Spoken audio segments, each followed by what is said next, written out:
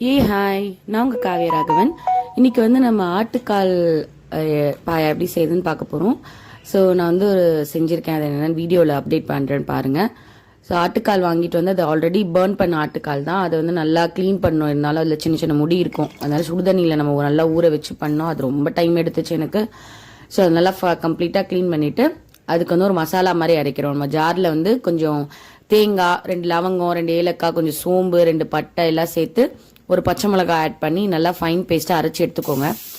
So எப்போவுமே ஆட்டுக்கால் வந்து நம்ம ஜாயின்ஸ்க்கெலாம் ரொம்ப நல்லதுன்னு சொல்லுவாங்க, எலும்புங்களுக்கு எல்லாமே. ஸோ அது வந்து ஒரு மாதத்தில் ஒரு 2-3 டைம் சாப்பிட்டா ரொம்ப நல்லது தான். அது வீட்லேயே செஞ்சு சாப்பிடும்போது இன்னும் நம்ம ஹெல்த்தியாக இருக்கும். அது கண்டிப்பாக ட்ரை பண்ணுங்கள்.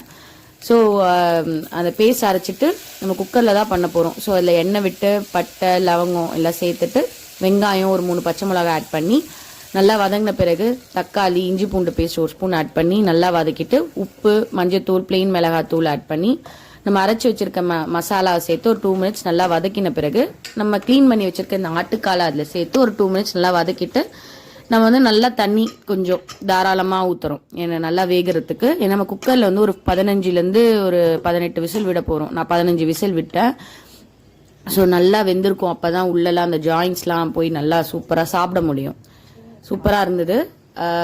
நல்லா வந்து ஒரு இட்லி, தோசை, ஆப்பம் இந்த மாதிரி டிஃபனுக்கு வச்சு சாப்பிடும்போது சூப்பராக இருக்கும். கண்டிப்பாக செஞ்சு ட்ரை பண்ணி பார்த்துட்டு சொல்லுங்கள்.